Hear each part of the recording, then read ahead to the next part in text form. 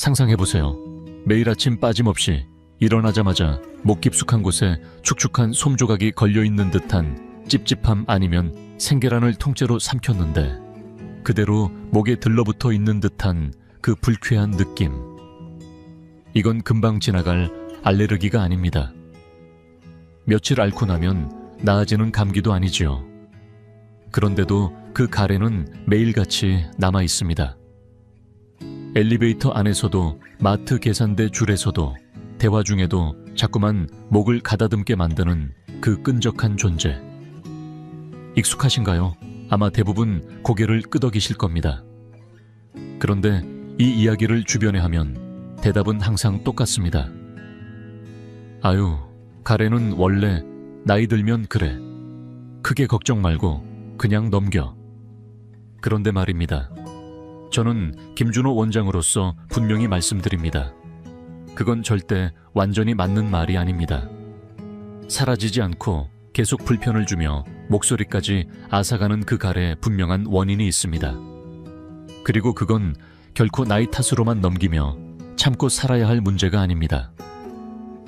오늘은 왜 그 가래가 쉽게 없어지지 않고 자꾸만 남아있는지 그 근본적인 이유를 낱낱이 파헤쳐 드리겠습니다. 그리고 무엇보다도 그 문제를 뿌리부터 해결할 수 있는 핵심 방법을 알려드릴 겁니다. 솔직히 말해서 시중의 알록달록한 시럽들은 대부분 문제를 잠시 가리는데 그칠 뿐입니다. 그러니 마음의 준비를 하세요. 오늘 들으실 이 이야기, 어쩌면 당신의 삶을 바꾸는 계기가 될지도 모릅니다. 물컹하고 불쾌하다고 여겨지는 가래. 오늘은 그 진실부터 바로잡고 시작하겠습니다. 가래는 생각보다 훨씬 더 고마운 존재입니다.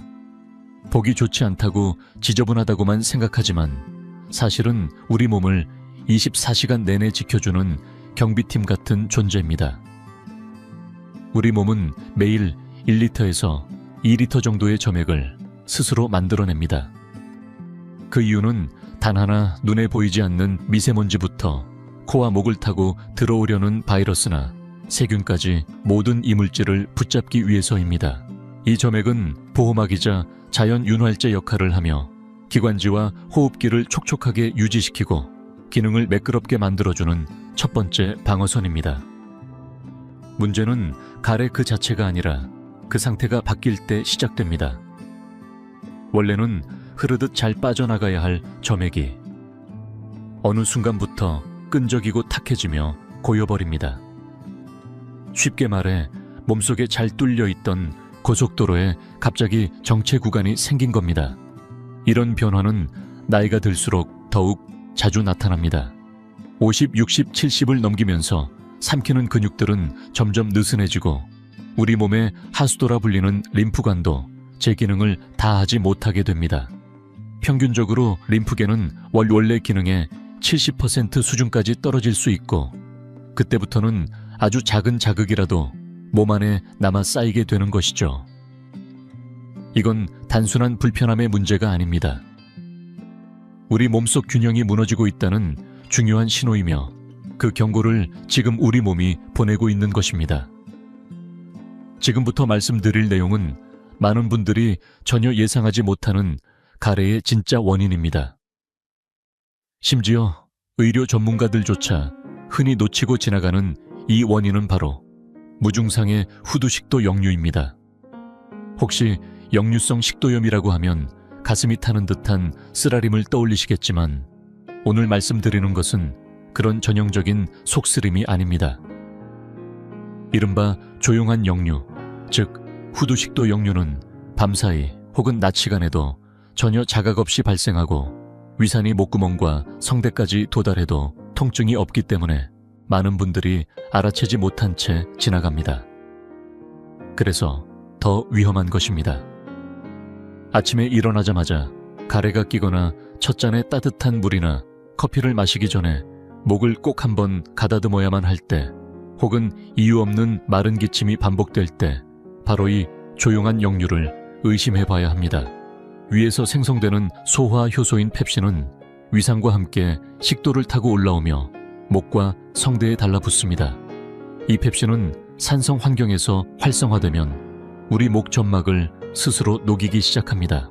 목은 이 자극에 대응하기 위해 방어작용을 시작하고 결과적으로 과잉 점액을 만들어내면서 끈적한 가래가 생성됩니다. 이 반응은 몸의 자연스러운 방어 기전이지만 너무 과도하게 일어나기 때문에 문제입니다. 국내에서도 이미 많은 환자들에게서 이 무증상 역류가 가래의 주요 원인으로 밝혀졌으며 서울의 한 대학병원 연구에 따르면 만성 가래를 호소하면서도 소화기 증상이 전혀 없는 환자 중 무려 60%가 후두식도 역류를 겪고 있는 것으로 나타났습니다.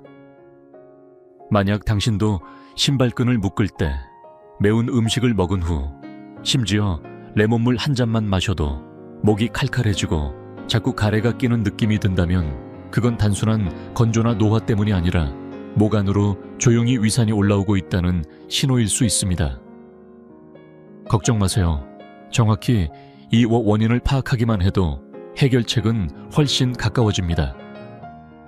두 번째 원인은 바로 통증 없이 조용히 진행되는 후비루입니다. 이 역시 많은 분들이 알아차리지 못하는 숨은 범인이죠.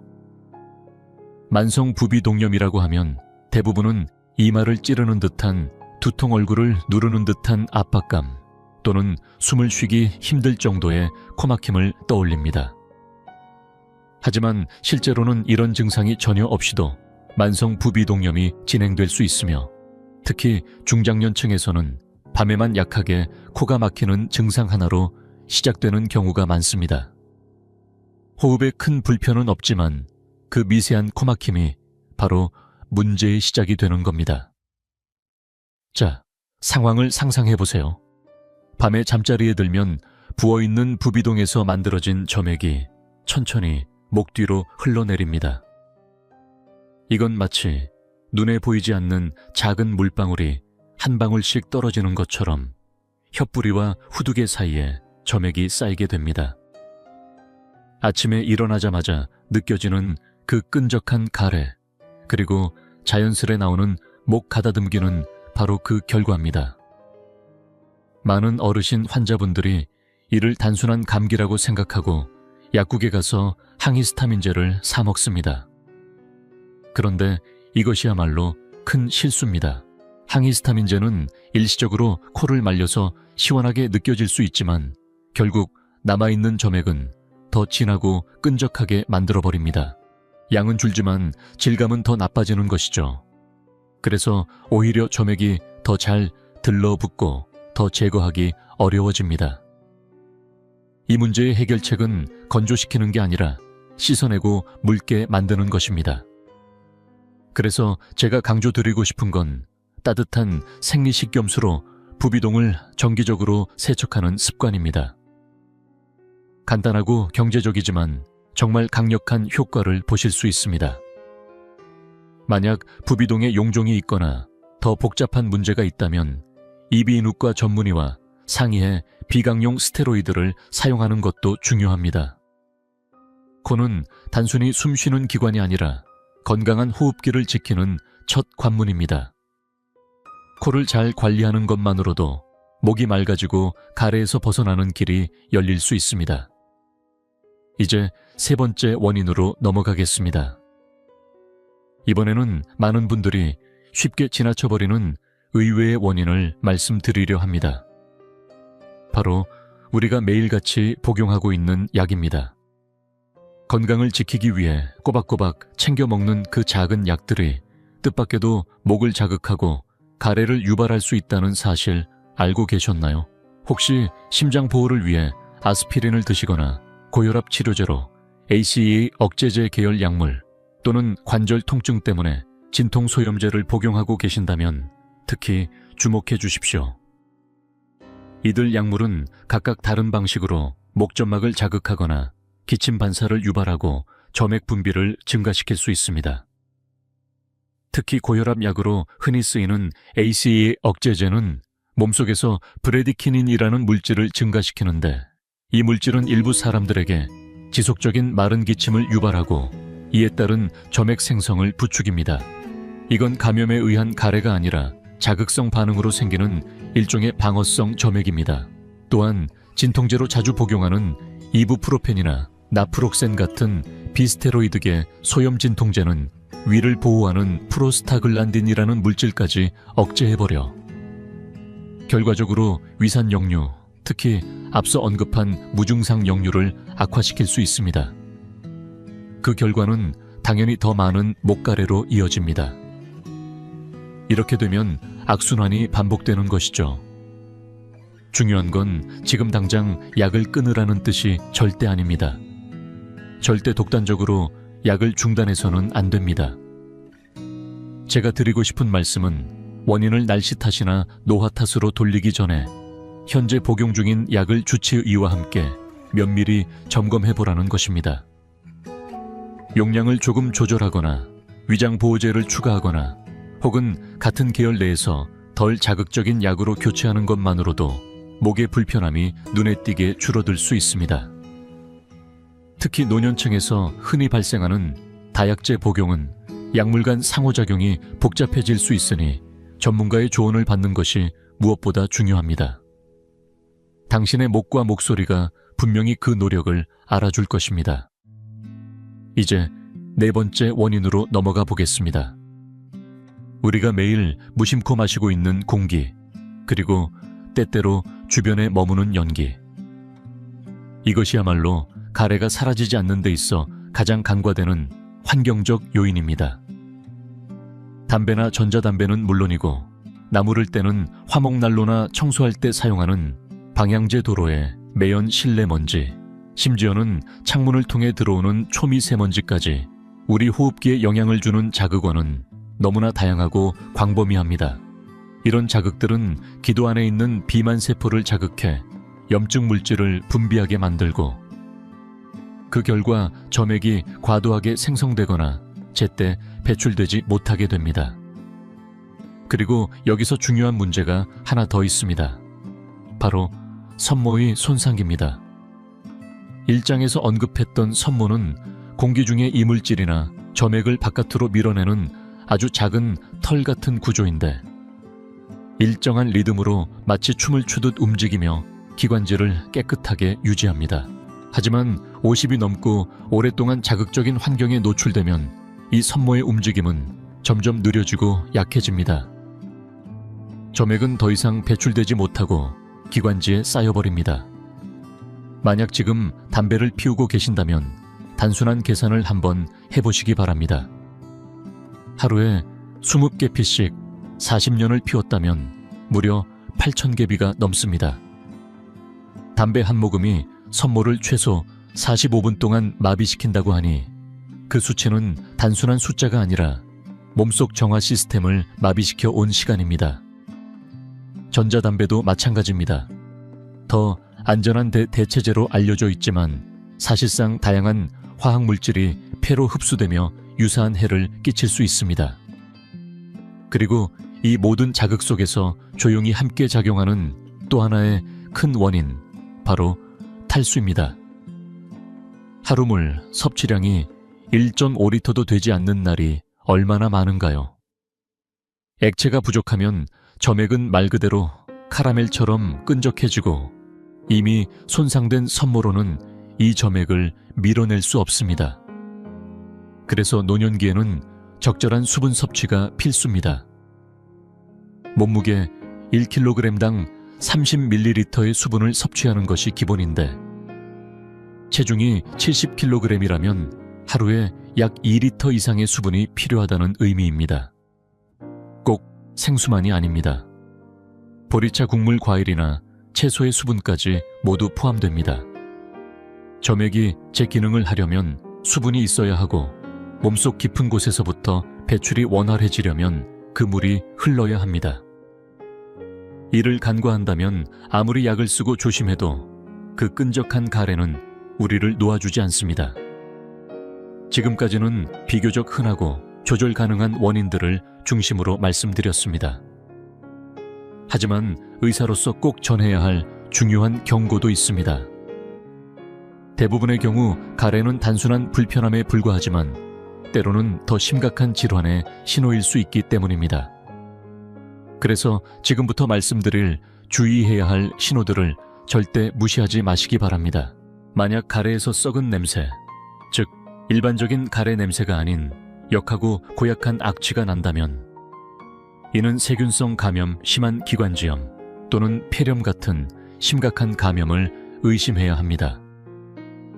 여기에 더해 가래에 실처럼 피가 섞여 나온다면 주의가 더욱 필요합니다. 물론 가끔 기침을 심하게 한 후 약간의 출혈이 있을 수도 있지만 가래의 피가 지속적으로 섞여 나오는 경우에는 깊은 호흡기, 감염기관지 확장증, 그리고 매우 드문 경우이긴 하나 폐나 후두 부위의 종양 가능성도 반드시 배제할 수 없습니다. 또 다른 경고 신호는 천입니다.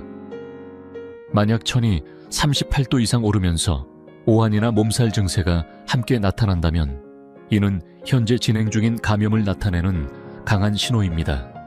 여기에 더해 최근 식사를 줄이지 않았음에도 불구하고 체중이 눈에 띄게 줄고 있다면, 옷이 헐렁해지고 이유 없이 살이 빠지고 있다면 이는 단순한 호흡기 문제가 아니라 전신적 질환, 심각한 감염 혹은 종양 가능성을 시사할 수 있으므로 반드시 의사의 진료를 받아야 합니다. 마지막으로 꼭 기억하셔야 할 기준이 하나 있습니다. 바로 15일 법칙입니다. 제가 영상에서 말씀드린 모든 방법들을 실천했음에도 불구하고 가래 증상이 2주 이상 지속된다면 그때는 주저하지 마시고 병원을 방문하십시오. 기관지 내시경을 통해 직접 내부 상태를 확인하거나 최소한 흉부 엑스레이 또는 컴퓨터 단층 촬영을 통해 근본적인 폐 질환 여부를 확인해야 할 수 있습니다. 스스로 판단해 방치하는 것도 반대로 지나치게 겁내는 것도 모두 위험합니다. 몸이 보내는 신호에 귀 기울이고 필요한 때에는 용기 있게 전문가의 도움을 받으시기 바랍니다. 건강은 당신이 가진 가장 소중한 자산입니다. 그리고 계속해서 더 깊은 해결책으로 들어가기 전에 한 가지 작은 제안을 드릴게요. 지금 이 영상이 당신에게 도움이 되고 아하, 이거였구나 하고 무언가 통찰을 얻고 계시다면 지금 이 순간 당신의 목을 위해 그리고 저의 통계도 살리는 마음으로 구독 버튼을 눌러주세요. 알림 설정까지 해두시면 다음 영상이 올라올 때 바로 받아보실 수 있습니다. 다음 편에서는 집 냉장고 속 식재료만으로도 목 안의 염증을 줄이는 방법에 대해 이야기 나눌 예정입니다. 이 영상이 나 혼자만의 정보로 끝나지 않고 당신과 같은 고민을 안고 살아가는 더 많은 분들에게 닿을 수 있도록 당신의 참여가 큰 힘이 됩니다.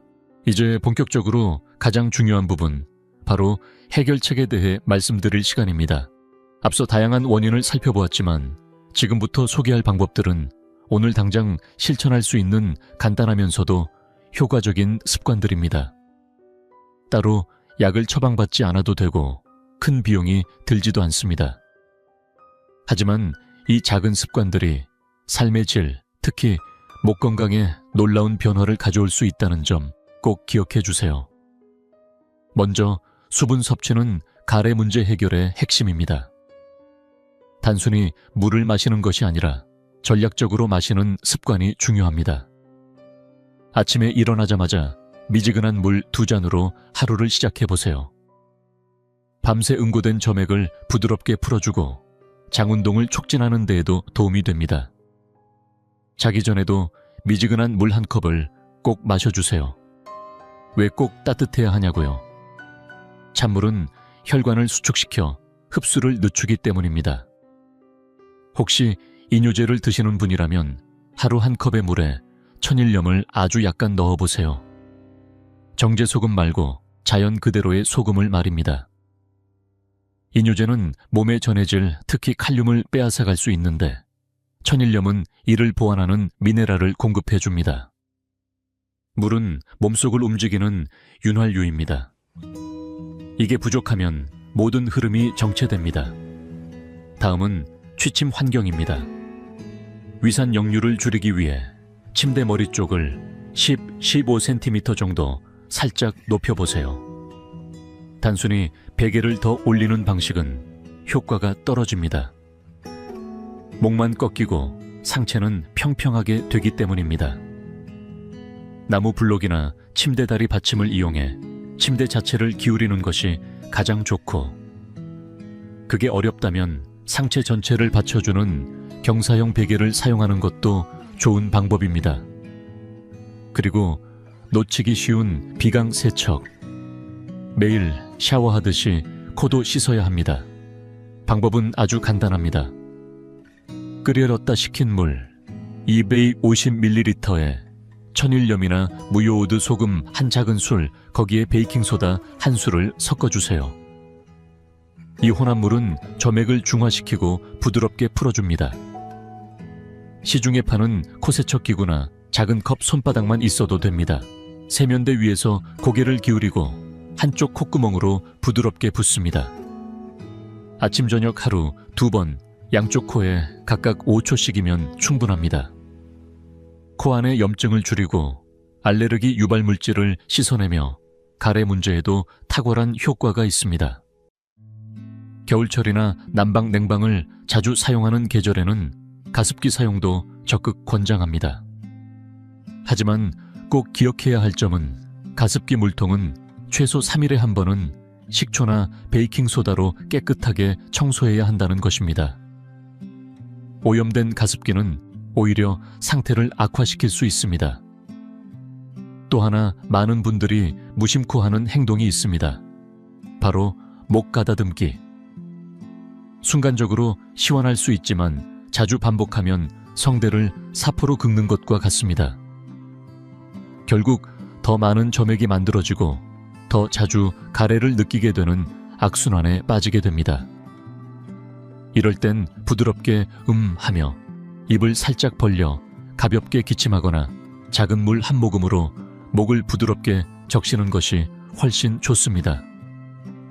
식사도 전략적으로 하셔야 합니다. 늦은 밤 간식은 삼가고 마지막 식사는 취침 3시간 전에 마무리해 주세요. 위가 다 소화할 시간을 주면 역류 가능성이 줄어듭니다. 특히 토마토 초콜릿 민트, 기름진 음식, 자극적인 음식 신맛이 강한 음식은 피하시고 오후 6시 이후 카페인 섭취도 피하는 것이 좋습니다. 카페인은 위장 근육을 느슨하게 만들어 위산이 더 쉽게 목으로 올라오게 만듭니다. 그리고 나이 들수록 약해지는 삼킴 근육도 단련이 필요합니다. 양치 후에는 의식적으로 침을 10번 삼켜보세요. 혀와 목 안쪽 근육에 집중해서 삼키는 이 작은 운동이 림프 순환을 돕고 점액 배출을 원활하게 합니다. 마지막으로 도움이 되는 보조제가 하나 있습니다. 바로 N-아세틸시스테인, 약칭 NH입니다. 만약 천식이나 윗궤양이 없다면 담당 의사와 상의 후 하루 500mg을 점심 식사 후 30분쯤 복용해보세요. NAC는 점액의 분자를 부드럽게 분해해 묽게 만들어주는 강력한 점액용 해제로 코세척이나 수분 섭취 효과를 한층 끌어올려줍니다. 말하자면 가래 제거를 위한 숨은 조력자입니다. 지금까지 소개해드린 이 모든 습관은 아주 작지만 꾸준히 실천하면 분명히 당신의 목 건강에 놀라운 변화를 가져올 것입니다. 몸은 우리가 주는 신호를 누구보다 잘 알아차립니다. 오늘부터 시작해보세요. 이제부터는 많은 분들이 믿고 따라하지만 실제로는 전혀 효과가 없거나 오히려 상황을 더 악화시킬 수 있는 민간요법에 대해 말씀드리겠습니다. 잘못된 정보는 시간과 노력을 낭비할 뿐만 아니라 목 건강을 오히려 해칠 수 있으니 꼭 짚고 넘어가야 할 부분입니다. 첫 번째로 가장 많이 등장하는 것이 설탕과 레몬의 조합입니다. 목에 좋다고 생각하시는 분들이 많은데 안타깝게도 이 조합은 생각보다 훨씬 해롭습니다. 설탕 즉 자당은 삼투압 작용을 통해 세포 안의 수분을 끌어내는 대표적인 탈수 유발 물질입니다. 결과적으로 목은 더 건조해지고 점막은 자극을 받아 민감해지며 점액은 더 끈적하고 진해져서 배출이 훨씬 어려워집니다. 불타는 불에 기름 붓는 격이라고 표현해도 과하지 않습니다. 꼭 피하셔야 합니다. 또 하나 많이 오해되는 것이 바로 우유입니다. 흔히 우유는 가래를 만든다는 말을 들으셨을 텐데 과학적으로 우유 자체가 점액을 만들어내지는 않습니다. 하지만 우유에 들어있는 카세인이라는 단백질은 일부 사람들에게 기존 점액을 더 두껍게 느껴지게 만들 수 있습니다. 특히 수분이 부족한 상태이거나 점막이 민감한 경우 우유를 마시면 가래가 더 진하게 느껴지고 목이 답답해질 수 있습니다. 이런 느낌이 있다면 일정 기간 유제품을 줄여보고 몸의 반응을 살펴보는 것이 좋습니다. 그리고 시중에서 흔히 볼 수 있는 가래 배출용 시럽, 특히 구아이페네신 성분이 들어간 제품도 주의가 필요합니다. 이 성분은 점액을 묽게 해주는 작용을 하지만 여기에는 반드시 지켜야 할 전제가 있습니다. 바로 충분한 수분 섭취입니다. 물을 충분히 마시지 않으면 이 약은 단지 가래를 젤처럼 끈적한 물질로 바꾸는데 그칠 수 있고 오히려 점액 배출을 더 어렵게 만들 수 있습니다. 약 자체가 마법 같은 해결책이 될 수는 없습니다.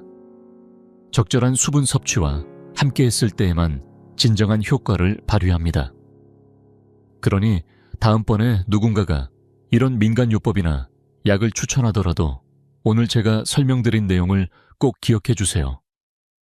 해답은 빠르고 쉬운 지름길이 아니라 우리 몸의 원리를 이해하고 그에 맞춰 과학적이고 합리적인 방법을 꾸준히 실천하는 데 있다는 점을 다시 한번 강조드립니다. 지금 우리는 그 오랜 가래와 작별 인사를 나누기 위한 여정의 중간 지점에 도착했습니다. 만약 지금까지의 내용이 도움이 되었다면, 그리고 이 내용을 눈에 보이는 실천 가이드로 정리해 냉장고나 책상에 붙여두고 싶으시다면 댓글에 힘찬 한마디 남겨주세요.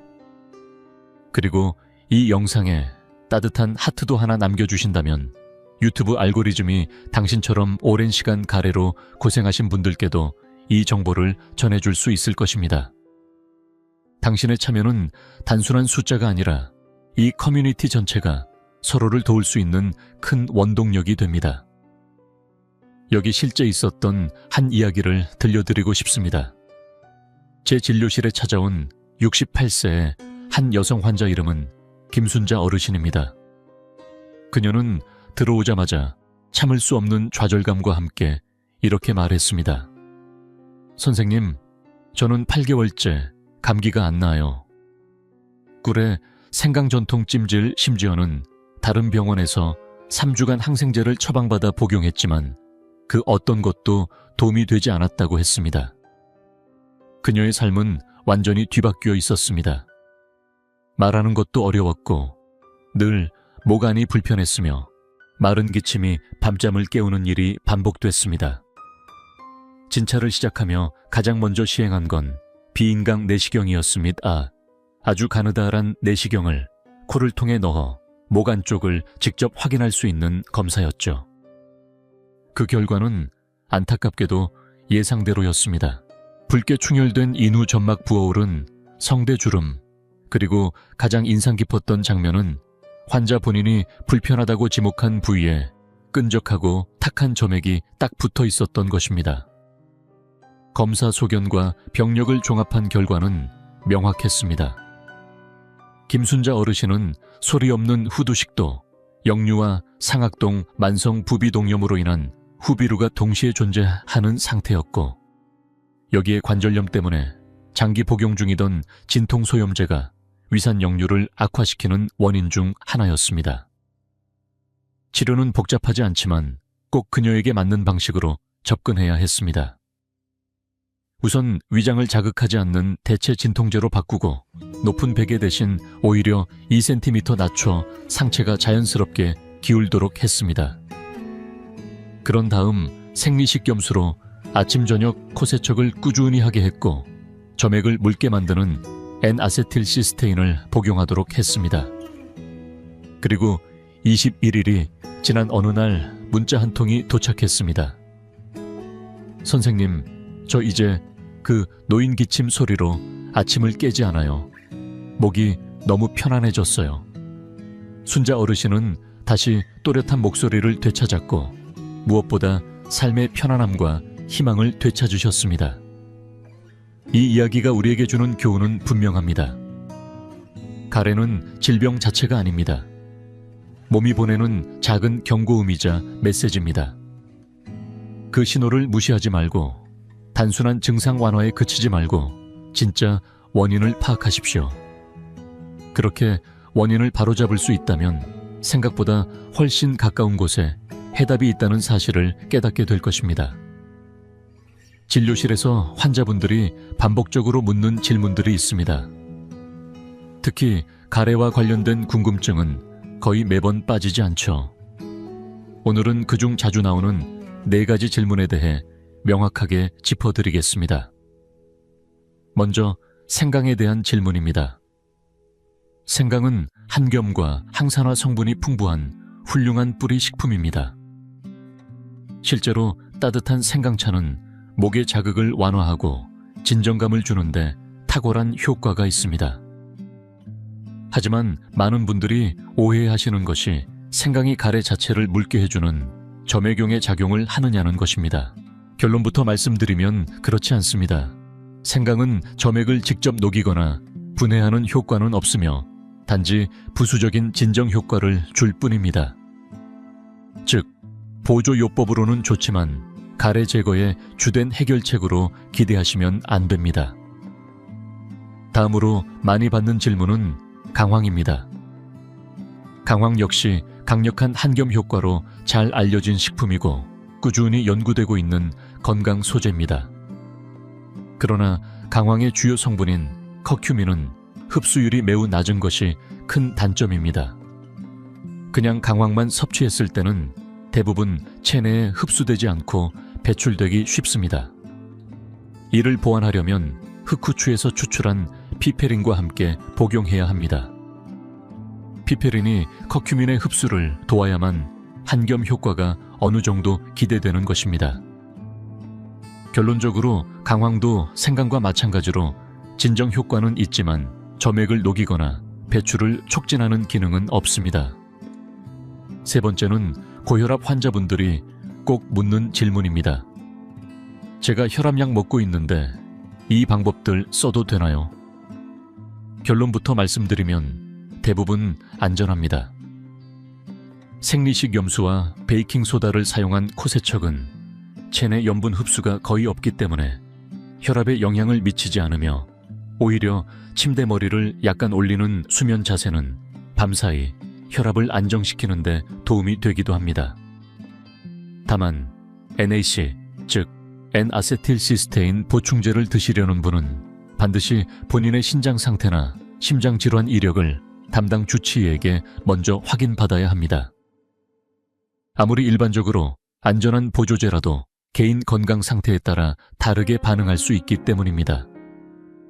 특히 고혈압 환자 중 만성 신장 질환이나 협심증 이력이 있는 분들은 각별히 조심해야 합니다. 마지막으로 가장 많이 받는 질문 중 하나가 저 오메프라졸 먹고 있는데 괜찮을까요?입니다. 가래로 오래 고생하신 분들 중 위산 역류가 의심되어 오메프라졸이나 유사한 위산 분비 억제제를 복용 중인 경우가 많습니다. 이 약 자체가 문제는 아니고 복용 기간이 중요합니다. 미국 식품의약국에서도 오메프라졸 같은 약물은 14일 연속 복용 후 반드시 재평가를 받으라고 권고하고 있습니다. 장기간 복용 시 칼슘이나 비타민 B 흡수 저하 장내 세균, 불균형 갑작스런 중단 시 산 역류 반동 효과 등 부작용이 나타날 수 있기 때문입니다. 따라서 오랫동안 복용하고 있는데도 가래 증상이 호전되지 않는다면 위산이 주원인이 아닐 가능성도 있고 복용 시간이나 용량이 맞지 않을 수도 있습니다. 이럴 땐 반드시 의사와 상담해 조정하거나 원인을 다시 진단받아야 합니다. 결론은 간단합니다. 모든 치료법은 무조건적이지 않습니다.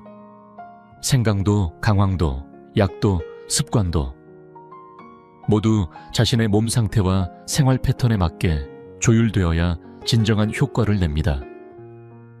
질문을 하고 점검을 받고 신중하게 실천하는 것. 그것이 진짜 회복으로 가는 지름길입니다. 지금 이 순간 당신의 가래가 왜 계속되는지 스스로 짚어볼 수 있는 아주 간단한 셀프 체크를 함께 해보겠습니다. 특별한 장비도 의사의 진단도 필요 없습니다. 지금 제 질문에 진심으로 답해보세요. 그 답 속에 중요한 힌트가 숨어 있습니다. 먼저 조용한 역류, 즉 무증상 후두식도, 역류의 가능성을 살펴보겠습니다. 아침에 일어났을 때 유난히 목을 자주 가다듬게 되시나요? 오랫동안 말하고 나면 목이 쉽게 잠기거나 목소리가 갈라지는 느낌이 드시나요?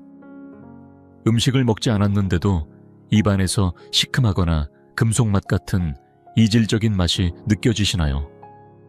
목 안에 뭔가 걸린 것 같은 답답한 느낌이 하루 종일 지속되진 않나요? 샤워하면서 노래를 부르다 보면 중간에 음이 끊기거나 목소리가 안 나오는 경우가 있나요? 밥을 먹고 나서 혹은 허리를 숙일 때 마른 기침이나 목의 이물감이 심해지시나요? 이 질문 중 2개 이상 예 라고 답하셨다면 조용한 역류가 현재 당신의 가래 문제에 큰 영향을 미치고 있을 가능성이 매우 높습니다. 다음은 후비루와 만성 부비동염에 대한 체크입니다. 누워있거나 아침에 일어났을 때 목 뒤로 무언가 점액이 흘러내리는 느낌이 드시나요? 코가 완전히 막힌 건 아닌데 늘 답답하고 자고 나면 코가 막혀있는 느낌이 지속되시나요?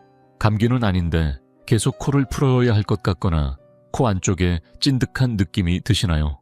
고개를 숙였을 때 이마나 광대뼈 주위가 묵직하거나 눌리는 듯한 압박감이 있으신가요? 감기나 비염이 오래가거나 한번 시작되면 좀처럼 사라지지 않는 경험이 잦으신가요? 이 항목 중에서도 2개 이상 해당된다면 후비루나 만성 부비동염이 가래의 주된 원인일 가능성이 높습니다. 이제 마지막 항목 환경 자극과 탈수 여부를 확인해 보겠습니다. 하루 10개비 이상의 담배를 피우시거나 전자담배를 자주 사용하시나요? 아침에 일어나면 입과 목이 너무 건조해서 기침이 먼저 나오시나요? 공장 공사장 자동차 매연이 많은 지역 혹은 먼지나 화학약품에 자주 노출되는 환경에서 생활하고 계신가요? 하루물 섭취량이 1.5리터 이하이거나 소변색이 진한 노란색에 가깝지는 않으신가요? 이 질문들 중 단 한 가지라도 예 라고 답하셨다면 그 요인은 분명히 지금의 증상에 영향을 주고 있을 것입니다. 특히 담배와 전자담배는 단순한 습관이 아니라 가래를 악화시키는 매우 강력한 원인입니다. 즉시 중단할 필요가 있습니다. 이 체크리스트는 의학적 진단을 대신할 수는 없지만 자신이 놓치고 있던 원인을 짚어보는 훌륭한 출발점이 되어줍니다. 가장 중요한 건 오늘부터 바로 실천하고 행동하는 것입니다. 몸은 이미 당신에게 신호를 보내고 있습니다. 지금이 바로 그 목소리를 들어줄 때입니다. 훌륭합니다. 여기까지 오셨다는 건 이제 진심으로 자신의 건강을 돌볼 준비가 되셨다는 뜻입니다. 그래서 오늘 지금 이 순간부터 시작할 수 있는 72시간 회복 플랜을 제안드리고자 합니다. 이것은 간단하면서도 과학적인 원칙에 기반한 작은 실천 실험입니다. 단 꾸준함이 핵심입니다. 자, 지금 바로 시작해봅시다. 첫째 날 정화의 시작입니다. 아침에 일어나자마자 약국에서 생리식 염수를 구매하거나 집에서 직접 소금물 세척 용액을 만들어주세요. 오전에는 빈속에 따뜻한 물 2잔을 먼저 마시고 하루 전체적으로 따뜻한 물을 나누어 마시며 총 2리터 이상 수분 섭취를 목표로 합니다. 밤이 되면 잠들기 전 처음으로 코 세척을 실시하고 침대 머리 부분을 살짝 올려서 주무시는 것이 매우 중요합니다. 침대 다리 아래에 받침을 놓거나 경사용 베개를 사용하는 방법이 있습니다. 저녁 식사는 가볍게, 그리고 취침 3시간 전에는 반드시 마치도록 하세요. 둘째 날 습관의 고착화 단계입니다. 수분 섭취를 하루 2.5리터까지 늘립니다. 따뜻한 허브차, 카페인 없는 차 또는 맑은 국물 등도 도움이 됩니다. 식사 후 커피는 끊고 대신 무가당 생강차나 따뜻한 캐모마일로 바꿔보세요. 위에 자극을 줄 수 있는 음식은 피하고 코세척은 아침과 저녁 하루 2번 그대로 이어갑니다. 취침 시 머리를 높이는 것도 계속 유지해주세요. 양치 후 목을 부드럽게 풀어주는 간단한 성대 근육 운동을 추가하면 더 좋습니다. 만약 가습기가 있다면 청결히 관리하여 잠자는 방에 틀어두는 것도 추천드립니다. 셋째 날 보강의 시간입니다. 만약 특별한 금기 사항이 없고 주치의와 상의해 문제가 없다면 점심 식사 후 N-아세틸시스테인 500mg 보충제를 추가해 주세요. 이는 가래를 묽게 만드는 데 도움을 줍니다. 이제 중요한 것은 자신의 습관을 의식하는 것입니다. 가래가 올라올 때마다 무의식적으로 목을 가다듬는 대신 물을 한 모금 마시거나 부드럽게 기침해 보세요. 변화가 있는지 스스로 관찰해 보세요. 가래의 점도 목 가다듬는 횟수목의 편안함 등에 주의를 기울이세요. 만약 이 3일 동안의 실천에도 불구하고 전혀 변화가 없다면 이제는 전문가의 도움이 필요할 수 있습니다. 이비인후과나 내과, 전문의와의 진료 예약을 추천드리며 필요시 후두 내시경이나 부비동 CT 촬영을 통해 보다 정확한 진단을 받아보셔야 합니다. 좌절할 필요는 없습니다. 이는 단지 원인이 조금 더 복잡하다는 신호일 뿐입니다. 이 영상의 이 지점까지 오신 여러분은 분명 지금의 답답한 상태에서 벗어나고자 하는 강한 의지를 가지신 분입니다.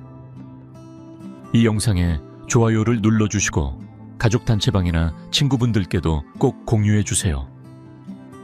혹시 조용히 고통을 겪고 있는 누군가에게 지금이 큰 전환점이 될 수 있습니다. 그리고 댓글로 여러분의 경험이나 질문을 남겨주세요. 저는 24시간 안에 반드시 정성껏 답변 드릴 것을 약속드립니다. 여러분의 참여는 이 공동체를 더욱 단단하게 만듭니다. 끈적한 가래 그 불편함은 노화의 농담도 아니고 피할 수 없는 운명도 아닙니다. 그것은 분명한 신호입니다. 조용한 역류 만성 비염 드시는 약 또는 숨쉬는 공기 중 무언가가 여러분의 방어 시스템을 자극하고 있다는 몸의 메시지입니다. 하지만 좋은 소식은 그 신호를 읽기 시작하면 해결의 길도 열리기 시작한다는 점입니다. 더 이상 참고 견디지 마시고 제가 말씀드린 실질적인 해결책들을 직접 실천해 보세요. 한 달도 채 지나지 않아 샤워 중 노래를 부르며 다시 자유롭게 웃고 대화 중에도 더 이상 목을 가다듬을 필요가 없는 자신을 발견하실 겁니다. 꼭 기억하세요. 건강이란 우리 몸이라는 오케스트라의 조화입니다. 그리고 그 조화는 아주 작은 목소리, 바로 목에서부터 시작됩니다. 그 소리를 무시하지 말고 귀 기울여 주세요. 끝까지 함께 해주셔서 감사합니다. 저는 김준호 원장이었고 여러분께 맑고 시원한 목소리, 자유로운 숨결, 그리고 가래 없는 삶을 진심으로 기원합니다. 다음 영상에서 다시 뵙겠습니다.